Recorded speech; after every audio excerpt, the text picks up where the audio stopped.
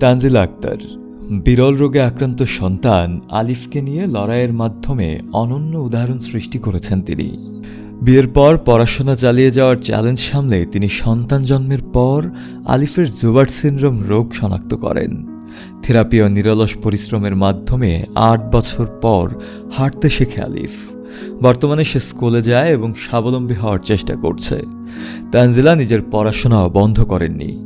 BBA শেষ করে MBA করেছেন এবং ফার্সি ও ইংরেজি ভাষায় দক্ষতা অর্জন করেছেন। সন্তানকে নিয়ে সিআরপিতে আসা যাওয়ার মাধ্যমে বিশেষ শিশুদের মায়েদের কঠিন জীবন বুঝতে পারেন তিনি। তাদের সহায়তায় গড়ে তোলেন পিয়ার সাপোর্ট মাদার্স গ্রুপ। এই গ্রুপে ১৫০ শতাধিক মা বিভিন্ন কাজে প্রশিক্ষণ নিয়ে স্বাবলম্বী হয়েছেন। এখন তানজিলা নিজ উপজেলায় বিশেষ শিশুদের নিয়ে কাজ করছেন। তিনি মাদার্স অফ ডিসেবল চিলড্রেন্স সংগঠন প্রতিষ্ঠা করেছেন। নিজের অর্থায়নে এসব কার্যক্রম পরিচালনা করছেন এবং শীতবস্ত্র প্রদান সহ নানা উদ্যোগ নিয়েছেন। তার প্রচেষ্টার স্বীকৃতিস্বরূপ তিনি জাতীয় ও স্থানীয়ভাবে একাধিক পুরস্কারও পেয়েছেন। তানজিলা সমাজে বিশেষ শিশুদের প্রতি সচেতনতা বাড়াতে এবং তাদের মায়েদের স্বাবলম্বী করার পাশাপাশি সন্তানদের ভবিষ্যৎ নিরাপত্তা নিশ্চিত করতে কাজ করেছেন। তার মতে একটু ভালোবাসা ও সহমর্মিতা বিশেষ শিশুদের জীবনে ইতিবাচক পরিবর্তন আনতে পারে।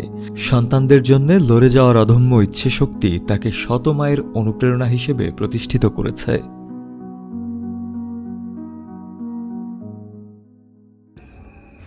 আসসালামু আলাইকুম, আমি তানজিলা। আমি বিশেষ চাহিদা সম্পন্ন শিশু এবং মায়েদেরকে স্বাবলম্বী করার লক্ষ্যে কাজ করে যাচ্ছি। আমিও একজন বিশেষ চাহিদা সম্পন্ন শিশুর মা। আমার সন্তানের নাম আলিফ বিন সিদ্দিক। আলিফের যখন ৮ মাস বয়স, তখন আমরা জানতে পারি আলিফ হাঁটতে পারে না, বলতে পারে না এবং সে কখনো হাঁটতে এবং বলতে পারবে না।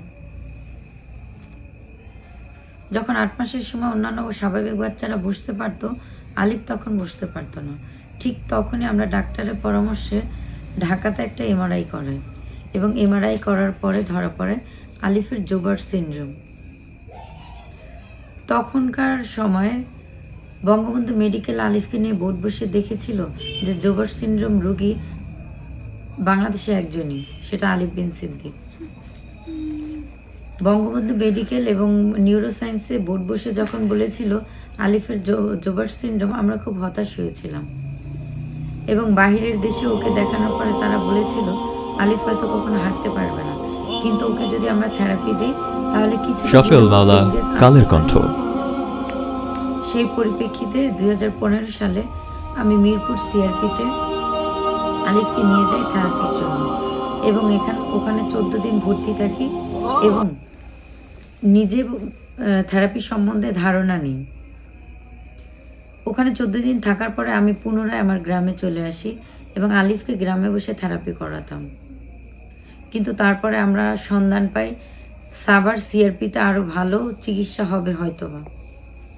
তারপর আমি ২০১৭ সালে সাভার সিআরপিতে চলে যাই আলিফকে থেরাপি দেওয়ার জন্য এবং আস্তে আস্তে আলিফের পরিবর্তন আসে। ২০১৫ সালে যখন আমি মিরপুর সিআরপিতে থেরাপি নেওয়ার জন্য যাই, তখন আমি ওখানে লক্ষ্য করি ওখানে ভর্তিকৃত অনেক মাই আছে যারা বাচ্চা স্পেশাল নিডস হওয়ার কারণে হাজব্যান্ড ছেড়ে চলে গেছে। ভরণ পোষণ তো দূরের কথা, তারা বাচ্চার খবরও নিচ্ছে না। তখন থেকে আমার মাথার মধ্যে কাজ করতো তাদের জন্য হয়তো বা কিছু করা দরকার, তা আমি তো পারবো না।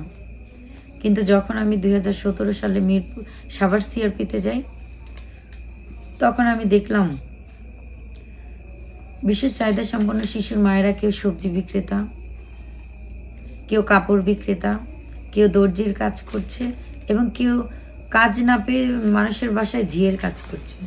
তখন আমার মধ্যে কাজ করলো যে আমি একটু চেষ্টা করে দেখি যে মায়েদেরকে নিয়ে কিছু করা যায় কিনা।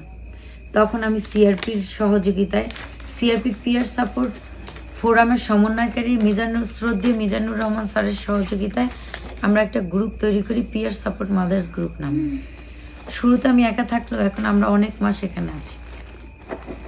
তখন ভাবতাম যে গ্রুপে আমরা মায়েদেরকে নিয়ে কী করতে পারি। দেখা গেছে যে আমাদের মধ্যে বিভিন্ন মায়েরা ছিল যারা বিভিন্ন ধরনের কাজ পারত। তখন আমরা যেই মাটা কম্পিউটার পারত, আমরা কম্পিউটার শেখানোর ব্যবস্থা করেছিলাম। যে দর্জির কাজ পারতো সে অন্যান্য 10 জনকে দর্জির কাজ শেখাতো। এভাবে আমরা প্রায় 8টা প্রশিক্ষণের ব্যবস্থা করি এবং এই প্রশিক্ষণগুলো আমরা যারা স্পেশাল নিডসে বাচ্চাদের মায়েরা ছিলাম তারাই দিতাম। আমরা একে অন্যের সহযোগী হয়ে কাজ করতাম। এরপর একটা সময় সিস্টার ভ্যালেরিয়া টেইলর, সিআরপির প্রতিষ্ঠাতা, আমাদেরকে একটা সিআরপির মধ্যে একটা দোকান গিফট করে, যে দোকানটার নাম পিয়ার সাপোর্ট সেল সেন্টার। এবং সেখানে অন্যান্য যে বিশেষ চাহিদা সম্পন্ন মায়েরা আছে যারা নিডি বা যারা বলা যায় সিঙ্গেল মাদার, যারা সন্তানের চিকিৎসা খরচ চালাতে পারতেছে না, তারা নিজেদের হাতের তৈরি পণ্য এবং খাবার বিক্রি করে সংসার চালানো শুরু করে। এবং আলহামদুলিল্লাহ ওখান থেকে প্রায় 2-3 জন মা বের হয়েছে যারা সিআরপির বাইরে দোকান দিয়ে এখন স্বাবলম্বী। তা আমি সিআরপি এবং সিআরপি কর্তৃপক্ষ এবং Mizanur Rahman sir, sister Valerie Taylor এবং ইডি স্যারের প্রতি কৃতজ্ঞতা প্রকাশ করছি। তারপর আমার মাথায় আসলো, তখন তো আলিফের থেরাপিটা সিআরপিতে কন্টিনিউ চলতে থাকলো এবং মানুষের জন্য যখন কাজ শুরু করলাম তার কিছুদিনের মধ্যে আল্লাহর রহমতে আলিফ হাঁটা শিখলো। আমার বাবা এখন হাঁটতে পারে। মানুষের দোয়া, আল্লাহর রহমত এবং আমাদের চেষ্টা আলিফ এখন স্কুলে পড়াশোনা করছে। আমার তখন আমি ভাবলাম যে সিআরপিতে আমি 2018 সাল থেকে কাজ শুরু করি এবং এখনও আমি আছি সিআরপি পিয়ার সাপোর্ট মাদার্স গ্রুপের লিডার হিসাবে।